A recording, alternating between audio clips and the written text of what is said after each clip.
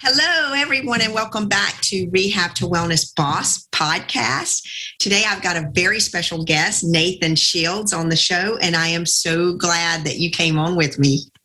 Well, thanks for having me. This is really exciting. Yeah, I think so too. So Nathan is the host of Physical Therapy Owners Club podcast. And gosh, Nathan, I met you through Robbie Wolkers. When I reached out to him and told him what I was doing, he goes, "Hey, I think you need to connect with Nathan." And boy, you just blew me out of the park with your podcast. That it was new to me. So, and I listen to it now, and I'm referring it out to other PT owners. I think it's awesome. Thank you. Nathan is also a PT owner business coach. And a little bit about Nathan. So he's been married for 25 years and has 7 children. PT clinic owner for over 20 years. Sold your practices in 2018. In 2016, you moved to Alaska. Board certified electromyographer, and then also a podcast host and PT business coach. Is that all right? You're exactly right. Woohoo! Welcome to the show. So tell me a little bit more about kind of how you got started and, a little bit about you. Wow. Yeah, professionally, I got started. I was a PT graduate of Northern Arizona University Physical Therapy School and pretty much an Arizona native. And I like saying that because now I live in Alaska, the other end of the spectrum when it comes to weather patterns, right? Which is weird and kind of a different story. But a few years after that, started my own clinic, typical small business entrepreneurial trials, you name it. Had to deal with a lot of stuff, of course, that we were never taught in school. And then struggled being an owner, like really wearing that owner hat, if you will, for a long time. The business was good, but you could ask me business questions and I had no clue what was happening. I didn't know how to read my financials. I just did what people said. So unaware of what to do that even in my interviews, I would tell people, so what you're going to do for me is whatever I tell you to do. I bet that went over really, really well. Yeah, I thought I was so smart coming up with that. Well, but it just showed my laziness and my unwillingness to organize and structure my business to create job descriptions. But at the same time, it wasn't completely like just being conceited. It was being unaware, naive. I mean, you just don't have the knowledge, right? And so ignorance is bliss. Right. Well, it was a headache for me because I don't know about you, but I am a business owner, and I'd go on vacation, and inevitably when I'd go on vacation, then all hell would break loose at the clinic, and I'm getting calls interrupting my vacation, my good times. It was 4 a.m. and waking up to finish my treatment notes and coming home at 8 p.m. and do that a few days in a row. And I'd miss seeing my newborn awake for days at a time. That kind of lifestyle wasn't fun. And as I grew, those issues just become more exacerbated. They just become worse. I mean, they don't necessarily get better financially. Maybe I'm a little bit better, but is it worth it? At some point, the freedom, the dream of a 9-to-5 job was just so compelling. Totally. Or having control in your life again. Right, exactly. And I'm like, this isn't what I wanted, really. And so it took a lot of that pain for me, and especially my business partner, Will Humphreys, to go through those trials and finally say, we need help. I got to do something different. And I remember he said, you know what? I'm going to do this weekend with a consulting company. I can bring a guest for free. And why don't we go together and check it out? And they were selling their business coaching, right? And as I sat there, the cost was huge. Mm-hmm. Right. So it's a lot of money in some of these places.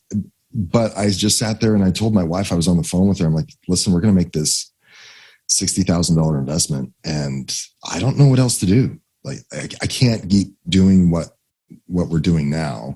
And I've got to do something different. And she's like, do it. Let's go. And that was the beginnings, part of the beginnings of what launched us to be significantly more successful, pull ourselves out of the clinic, work on the business, develop some strategy and structure, grow to more clinics than we currently had, develop leadership teams, and build an amazing culture that was super fun and exciting to be a part of. And then But that money there, that was a big nugget, because you're a new business owner, you're making money, and you're like, I just want this to go into my pocket. This is supposed to be my money. I don't want to spend $60,000, but the accountability for a new business owner and the education that you get, you wouldn't be where you are today without that. Oh, yes, 100%. And that wasn't the end of my coaching outlay. We had multiple coaches over the years. We've spent hundreds of thousands of dollars on coaching, whether it's for me personally, for my business, with my partner, you name it. Even for our leadership team, we had a coach for our leadership team for a period of time to help them develop. I considered it now, number one, an investment. Number two, tuition. Yes. So how much did you pay for your PT degree, OT degree, speech, whatever degree? You paid a chunk of money, in most cases, a significant chunk, to become technically adept at your profession. There's no reason to think that you should be adept at being a business owner. I mean, you have no foundation for that. You've got to pay the tuition to do it. And that includes time and money and effort, blood, sweat, and tears, reading, education, performing exercises, workshops, whatever. You got to pay the money. You got to do it. And so that was and hopefully I'm not droning on too long here, Kim. No, this is great stuff, because I think they need to learn this, because you go into business. If you go into business already cash strapped, you're done. I mean, you have to invest in the business for the business to grow. You do. Yeah, it's inevitable. And I really recognize that now. And it's hard. Especially, I don't know the OT and speech side of things as well. I know on the PT side, reimbursement rates aren't increasing and profit margins aren't great. And if you're not a good business owner, they're even worse.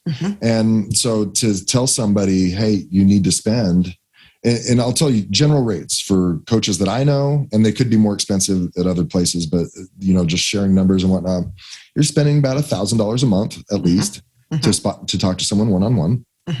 And get some education. What I can tell you is, if they're worth their salt, they're going to show you how to 10x that money pretty quickly. You're going to get the return. And I had to say that when we sold. So the beauty of all the coaching and whatnot is, when we sold, we were able to say, we could sell it, we could keep it, we don't care. But if you're gonna buy it from us, this is our number and you've got to hit it. That's where the beauty of this all comes into play. And that's where it significantly paid off. Not only did it increase my profit margins, when we sold, we had profit margins that were better than anyone else that was selling on the market at the time. When we sold for 3 to 4 times what other PT clinics at the time at our size were selling for.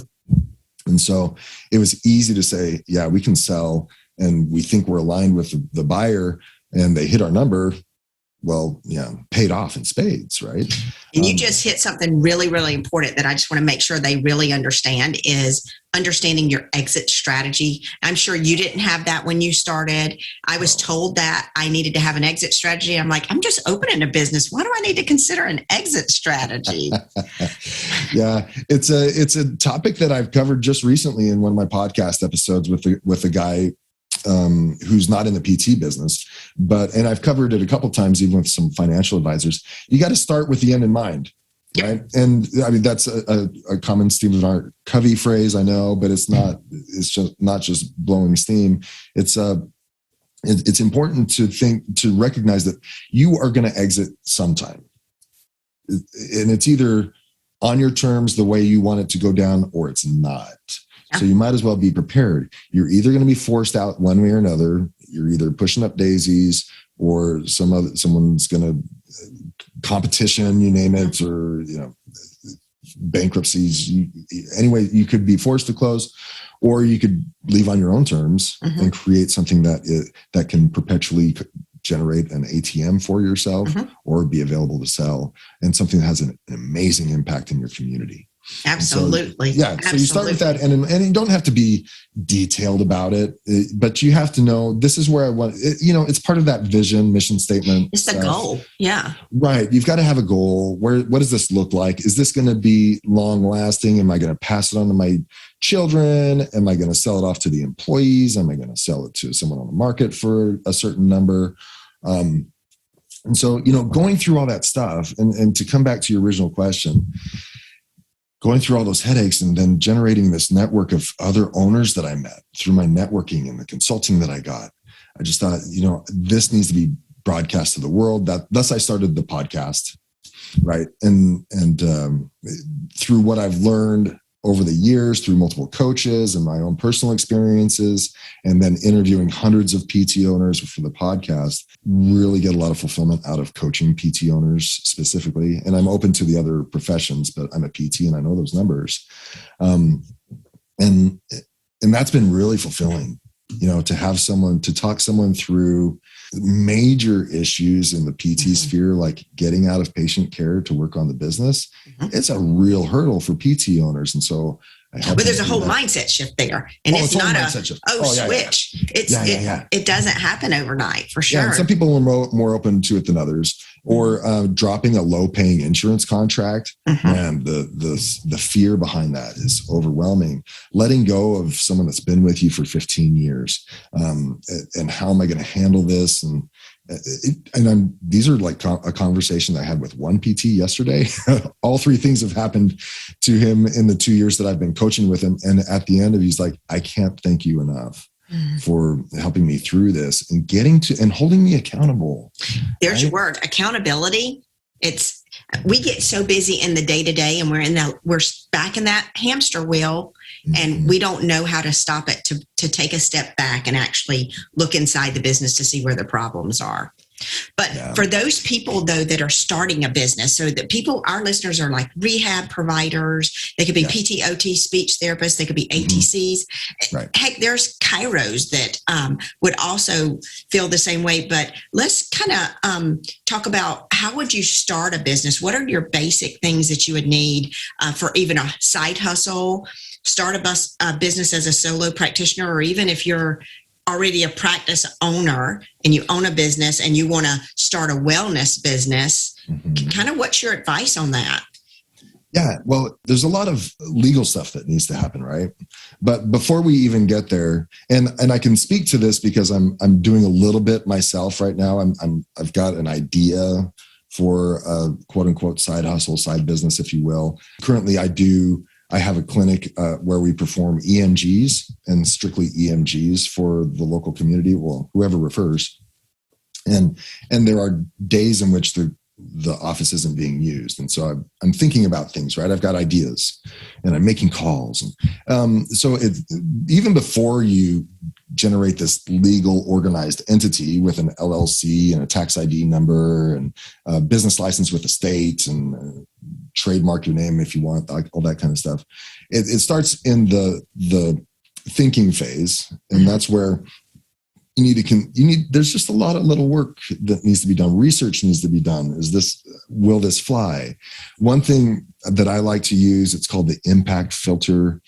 It just recently came out, I think last year. It's part of Dan Kennedy's coaching program.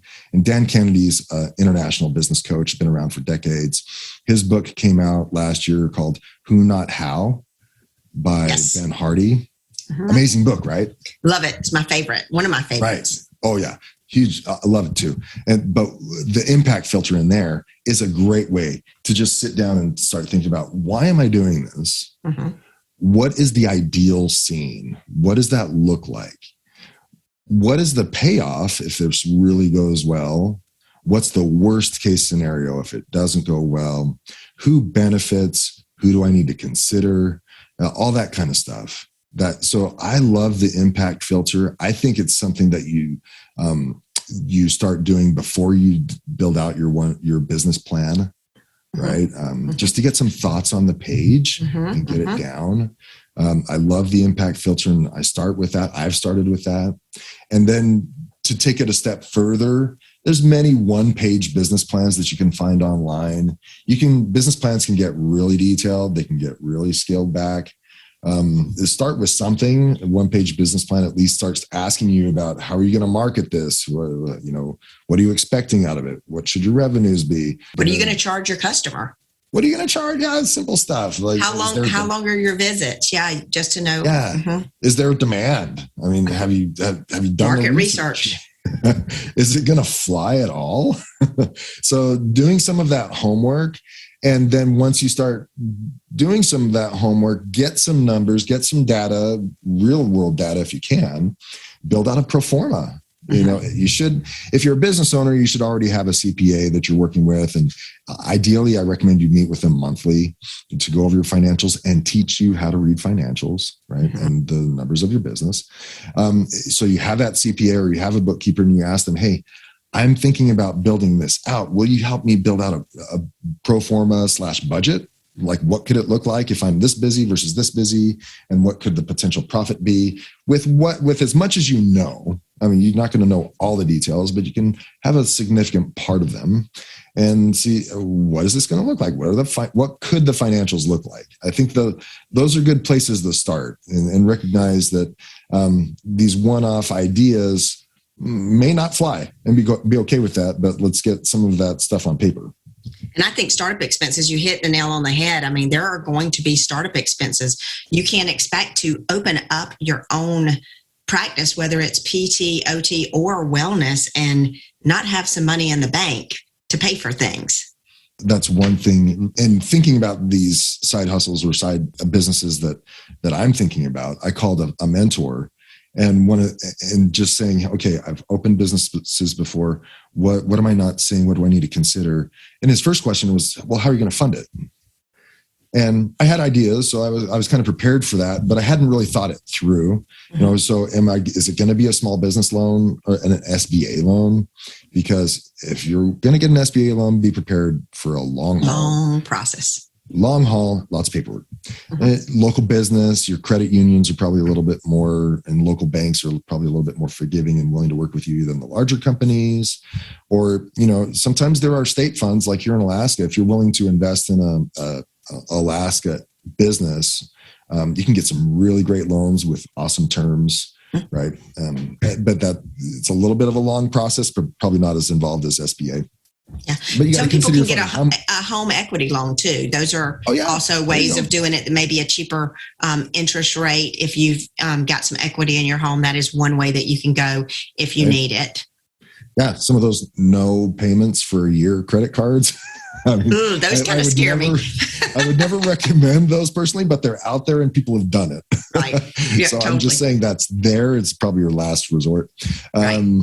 Yeah, but they're out there. But funding, you got to consider funding.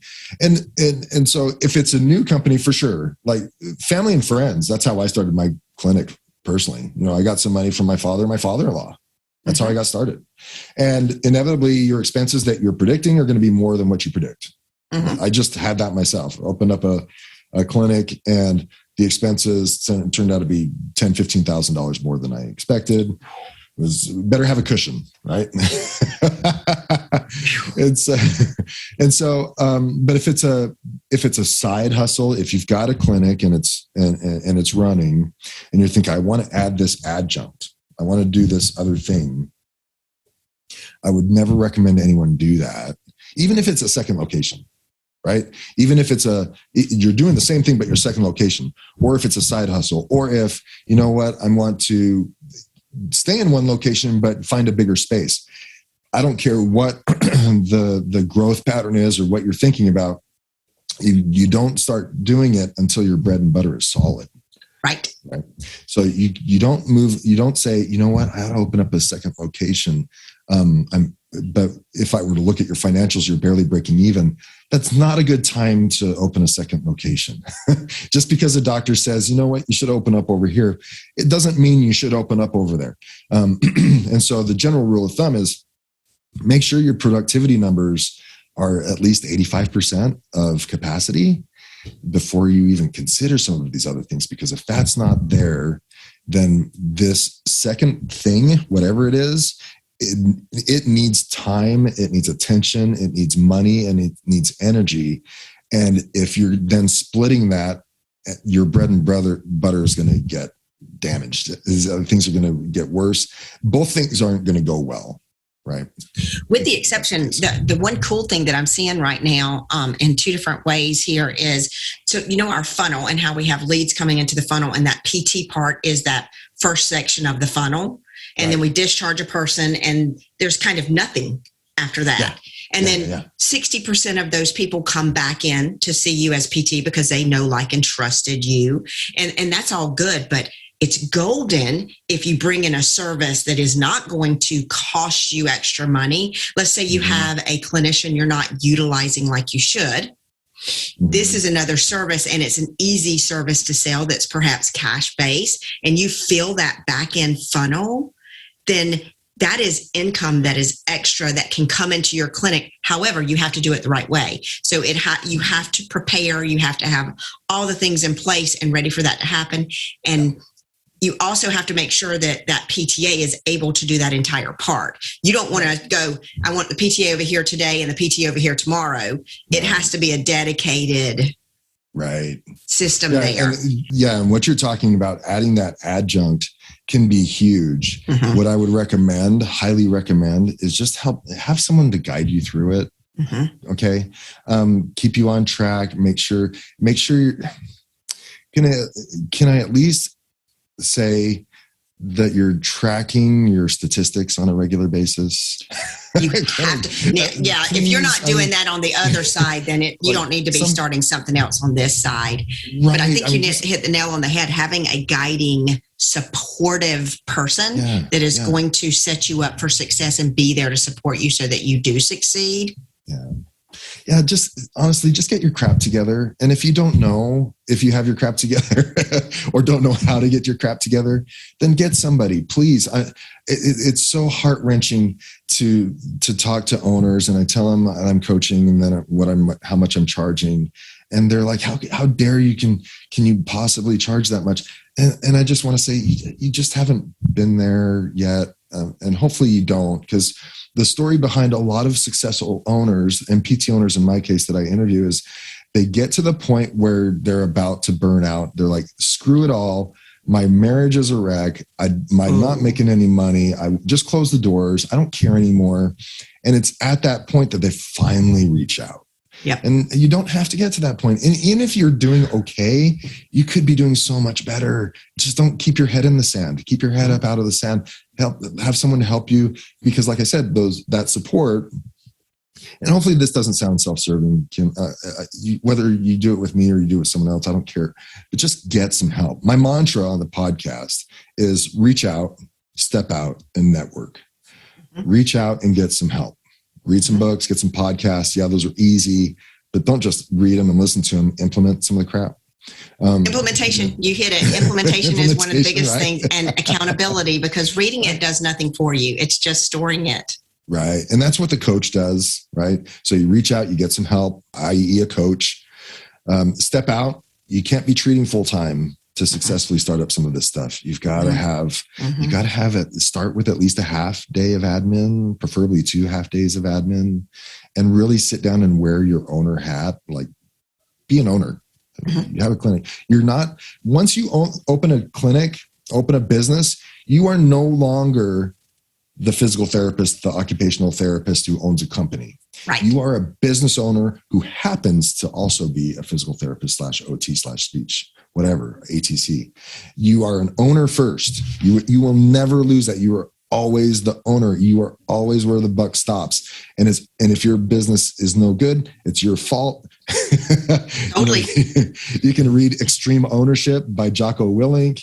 If things aren't going well in your business, well, you are a number one. And it's when I truly put on that owner hat and said, okay, I'm responsible for making this better. It's up to me to do something about it. I need to set aside the time. I need to get some help.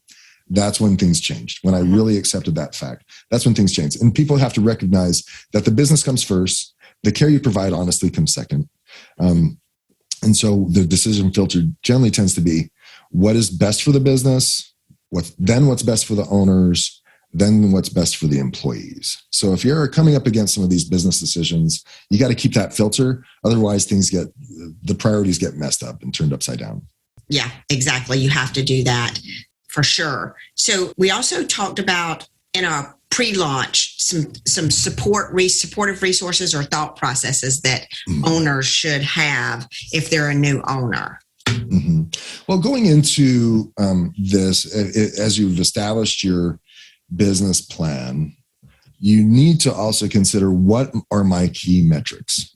What are my key performance indicators, KPIs? What are my statistics? Whatever name you want to put to it, key metrics, KPIs, whatever. You need to know what your key metrics are. You need to know how that tells you the health of the business. It is your dashboard, if you will. How fast are we going? How well are we doing? Is this good? Is this bad? You need to track it. You need to know. So preferably, before you start any entity, you recognize what those key statistics are. And that's a key resource or tool that you would use going forward. Part of that mantra, I said, reach out, step out, network. The last one was network. One thing that business owners need to do is network somehow.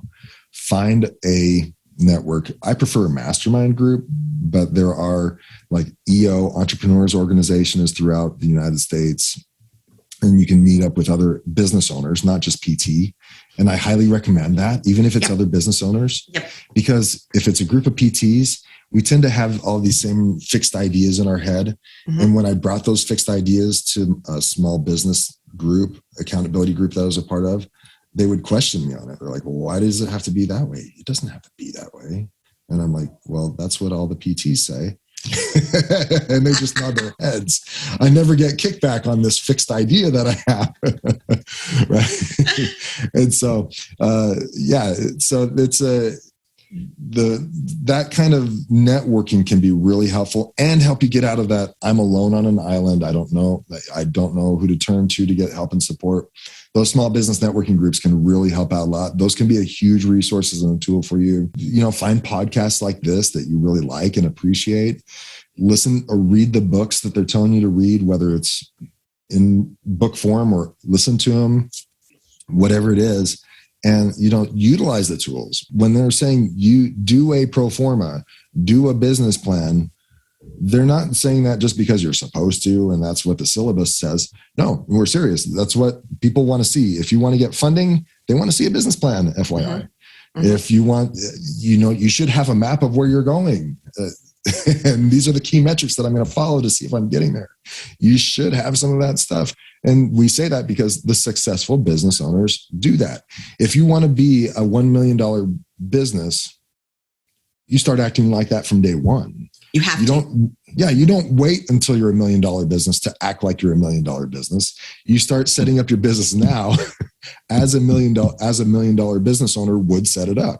Mm-hmm. Right. And so it's some of those resources and tools and mindsets that you definitely need to have. Mm-hmm. And I think we think that just because we came out of school and it's the therapy world and therapy is everywhere, that it's just going to be successful. But realistically, some of those therapy clinics, even if they're hospital owned, they may not be profitable because they're a lead into the surgical component of the hospitals and such. So just because PT is out there doesn't mean it's profitable. And honestly, owning a PT clinic right now is very difficult because the profit margin is so little when you're talking about an in-network clinic. Oh, yeah. Yeah. So you also need to look, are you going to be in network? I was there once, never will I go back. Will you be out of network and what are the challenges there and what has to happen? Or are you going to be a cash-based practice? And, what does that look like? Because if you're looking to be a PT clinic, you have to decide what that is. On the wellness side, where we're looking at things, it is so much more generic, but you have to have the same indicators. You have to follow the same steps. And it's more in line with a cash-based practice. Mm-hmm. You have to provide value and you have to understand your client and your customer to be able to make money and continue making money. Yeah.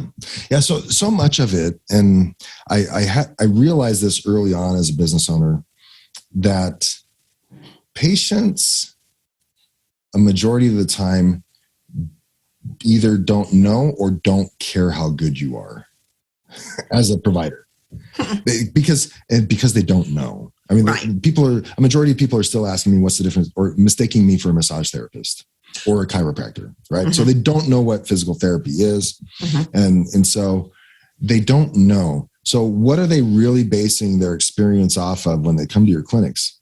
Well, it's not the care that you provide; it's how they feel. It's the customer experience. And Steve Lyons, I had him. He's a successful PT owner in Oklahoma, I believe, or Nebraska, whatever. He has a book out called The Feel Good Experience. And it's all about, and he says it in the book, and it follows, the 80-20 principle can be put into so many different things, but 20% of the patient's experience is the care that you provide. Honestly, you can mess up the great care with the other 80% if that's not put in place. So make sure your care is good. I'm not going to minimize that. Everyone should have great results, and everyone promotes that they're the best therapist, whatever. Right. But what sets you apart is the customer experience, right? You can have some niches, you can provide some services, but even those only go so far if your customer service experience isn't great. Yep. And if you spent 80% of your time focused on that customer life cycle, like Jerry Durham spells out really eloquently, he was on my podcast as well and spelled it out. Make sure, read Steve Lyons' book, whatever, but focus on that patient experience, and you will retain patients longer. Your marketing efforts, when you do get a new patient, are going to triple. Honestly, they will triple, because patients will stay longer. They'll complete their full plans of care, and they will refer family and friends to you if you focus 80% of your time on that customer service experience. Totally. So we just hit on a lot of things there. We went through a whole business thing. So just to kind of recap some of the starting things, because we love business, right? We love what we're doing. We could go on forever. Oh man, I could keep talking. So definitely establish your LLC. Yeah. Make sure that you've got your legal entity complete. You need to pick a name even before your LLC, because you have to business search that name to make sure that you can get a name that is available out there, because a lot of them are already taken. Once you get that LLC and you get a tax ID, which should, in some states, it may take a long time, but in some states, the turnover may be just a few days. It just depends on your state. Yeah, you can get that tax ID number today. Oh, that's 24 hours. Yeah. That's really easy. And some of those, and so much of it is online nowadays. It's pretty easy. Yeah. And one of my owners in our licensees of the Stretch Mobility Coaches in Pennsylvania, and hers did not go fast. I think she's still waiting. So some states may be a little different than other states. But once you get those two items, then you're kind of ready to roll, and you can open a business banking account. It can't be your private account. You totally have to open a business account. Business name, of course, you have to make sure that you have that. And then your business plan that you're talking about, really, we just need to know some basic information. And just doing a Google spreadsheet, you can actually search Google for business plan, and it'll give you a basic 1-year business plan. You can get that template anywhere. Don't forget about how you're going to market and how avatar is going to be, because I think those are some of the key things. And I love how you said the impact filter. I think that's a good thing to start with as well, to really, again, he said that was from Dan Kennedy. Yep. Read that book, because who, not how, I tell you, we can all put in our calculators today what we can make. But if you don't have the right people, you're not going to get there. And whether those are employees, or whether that is a mentor that is going to help you build and grow your clinic successfully, I think those are key components of a successful business for any startup practice owner. I love that you mentioned the marketing stuff, because number one, the avatar, like, who's your ideal client? I talk about that in most of my marketing episodes on the podcast. Who is your ideal client? And I think the fear is that, well, if I market to this ideal client, then I'm excluding everyone else. But that's not what people see. Is when you target to a certain audience, they start telling other people how great you are. And they also see, well, he's good at that. Maybe he'll help me too. Obviously, if he helps those people, he can help me as well. For example, I have a friend in Florida. They got wiped out from a hurricane. they had a chance to reopen their clinic in any way they wanted to. And they said, and before that, they were just open to all comers. Whoever wanted to come and treat for a musculoskeletal condition, they did it. Then they said, forget it. We're going to focus our marketing and our advertising on 30 to 40-year-old CrossFit women athletes. Mm-hmm. That's what we're going to do. Because that's what one of the owners was. And she's like, that's all we're going to focus on. They are 3-4 times busier than they ever were before. They're more fulfilled. They enjoy what they're doing. They're known in the community and in the social media pages as the place to go. And they don't just see 30 to 40-year-old CrossFit women. The other people will come. Yeah, they're seeing baseball pitchers, like Major League Baseball pitchers and stuff like that, because they've gained notoriety for that. So know your avatar and then have a marketing plan. Yeah, how are you going to get business? And I think you've got to stick to it for 3 months. Oh, yeah. I think you have to stick to marketing that niche for 3 months. And if you don't get anything there, a mentor, you just got to jump in with a mentor because it's so important to see what you're missing. But if you go for 3 months with the same and you really, really get your name out there through relationship building, then you have a huge chance, because if you've got a good product or service, you're going to make it if you give somebody value. Yeah. Can I just share really quickly? Please. For PTs, or I'm sure it's the same for anyone who has a clinic, OTs, speech, there are 4 buckets that you need to consider, right? There are the local community physicians, right? They're going to send referrals your way, that kind of stuff. Mm-hmm. So you market to them. Mm-hmm. If you got an established business and you're trying to start this side stuff, especially with your stretch mobility coaches, mm-hmm. You got past patients. Mm-hmm. We're not tapping into them as much as we should be most of the time. Mm-hmm. Right? There are thousands of names on your past patient list that mostly know, like, and trust you already. You just need to promote to them and find ways to do so. Mm-hmm. You have current people who are coming in your door. If you've got an established business and you want to add something else, that, okay, ready marketing. They're sitting there getting treated. Perfect time to market to them, put posters up, talk to them, give them all the information, right? And then lastly, direct to consumer, right? So that's your community events, it's your local gyms, it's social media pages and that kind of stuff. All of that. So your marketing plan needs to have specific action items in each of those buckets. You need to have a plan for how you're going to address and get leads from all of those areas, knowing that you're going to spend the most money in the direct-to-consumer stuff. If you're going to be doing social media marketing, that's the largest investment, mm-hmm. and also kind of the most difficult to determine if you're getting a return if you don't do it well. The mm-hmm. easier, low-hanging stuff, past patients, current patients, then next, developing relationships with your local community physicians and other healthcare providers. Absolutely. Absolutely. And just understanding what their product and service is and showing that you will collaborate with them, I think goes a long way too. Yes. Definitely. Never compete and take away. Reciprocity is a big thing. Right. Definitely. Mm-hmm. Cool. Lots of nuggets here. Is there anything else you think our listeners should know when they're opening a new business or a side hustle? Oh man, we've covered a ton of stuff. I hope it's not too overwhelming. I'd go to some of these conferences for business owners and it was like drinking from the fire hose. I'm like, oh, I've got so much to do. I don't know where to start. Well, just start where you are. Consider baby steps. Take 2 or 3 things from this conversation that Kim and I have had. Listen to her podcast going forward. Take a couple things from there and then implement. Right. So as I'm working with my mastermind groups of PT owners and my personal coaching clients, it's not so important the number of books that you read this year. If you could just pick, and I told this to a client yesterday, let's pick 1 or 2 books and let's focus on implementing those things throughout the rest of this year. Mm-hmm. And we'll go 10 times further. Honestly. Right. Yeah. So great advice. Just take a couple of nuggets here and there. You don't have to do, of course, you and I would say you have to do all these things. And of course, you have to do all those things eventually. But take where you're at right now. What's the first baby step that says, okay, I do this and I'm moving forward. Mm-hmm. And then put it on your calendar once a day. If you can spend 15 minutes per day, taking the next step, reviewing your next steps. Where am I again? Where are my priorities? Where do I need to go next? Just take 15 minutes a day, something daily.